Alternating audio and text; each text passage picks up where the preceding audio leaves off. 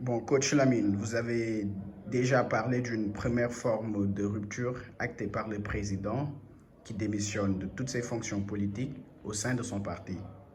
Maintenant, coach, vous avez désiré une deuxième vidéo par rapport à un coup de cœur. Qu'en est-il? Oui, oui, rupture pour rupture, j'ai envie de demander au président, de demander solennellement par rapport au FDS, les forces de défense et de sécurité, de leur parler un langage clair et ferme, parce que nous sommes sortis quand même d'une folie meurtrière lors des manifestations entre 2020-2021 jusqu'en 2023, début 2024. Ça, c'est un mal profond qui nous ronge à chaque fois que nous évoquons ces pertes en vie humaine, ces tortures, ces morts dans des commissariats. Et le Sénégal avait dépassé ces états de fait. Alors pour moi, le président, en toute responsabilité, doit faire appel à la responsabilité également de ces FDS pour leur faire comprendre que dans notre pays, il n'est plus question que de jeunes Sénégalais meurent pour faire des manifestations. C'est inadmissible, c'est inacceptable. Nous avons connu cette folie meurtrière-là, cette violence-là, et on n'a pas compris pourquoi. Et ça, c'est peut-être le point noir, obscur de la gouvernance de l'ancien président Macky Sall.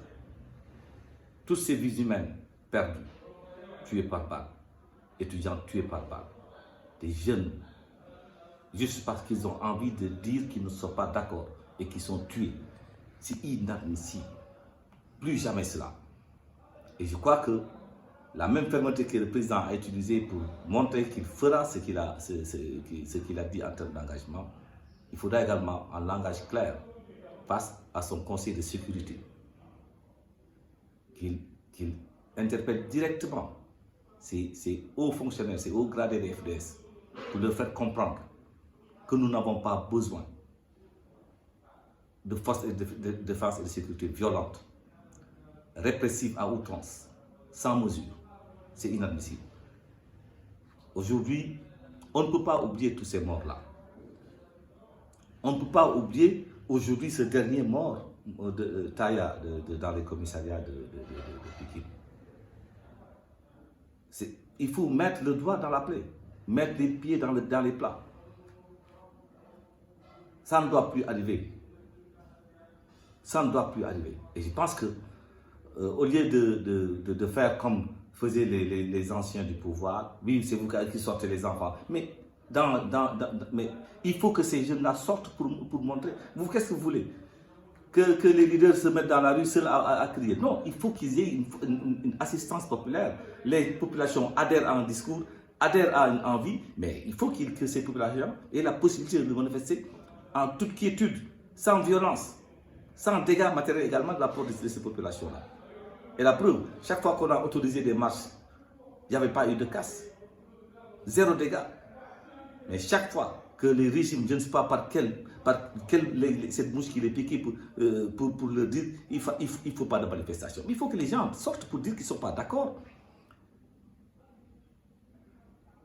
Les brassards rouges, c'était une belle formule. Mais très rapidement, aujourd'hui, les gens ne veulent même plus voir un groupe de 5 personnes dire que nous ne sommes pas d'accord. C'est inadmissible. En tout cas, le niveau de violence et de répression que nous avons connu pendant ces années-là, ça, il ne faut plus que cela arrive. Je me souviens d'une vidéo où Bassirou Diomaye Faye, président Bassirou Diomaye Faye lui-même disait que c'est une honte pour la démocratie que pour aujourd'hui, une simple manifestation politique, on en arrive à se bagarrer. Alors, donc ça, c'était mon coup de cœur. Et pour moi, plus jamais cela. Personne ne doit plus mourir pour des manifestations. Même Bassirou Diomaye Faye, ce jour, on l'a même malmené. C'est incompréhensible. Je crois que c'était dans des campagnes de 2022. Ouais. C'est inadmissible. C'est inadmissible. Et que ces gens qui sont chargés de maintenir l'ordre, qu'ils comprennent qu'ils n'ont pas en face d'eux des ennemis. Vraiment, plus de boucliers humains. Hein?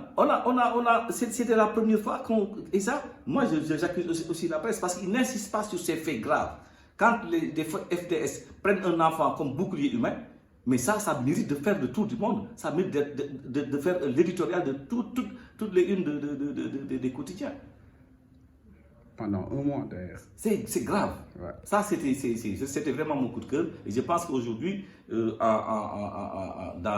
le secret de leur réunion, Monsieur le Président mettra le point sur les i par rapport au FDS et que les responsables hein, de tout débordement, de toute bavure, soient quand même poursuivis et sanctionnés.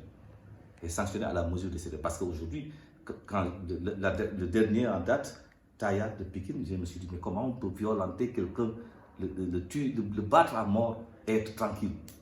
Je suis heureux d'ailleurs de savoir que 6 d'entre ces gens-là sont déjà à l'arrêt. Bon, on verra la suite. Ok, merci coach Lamine.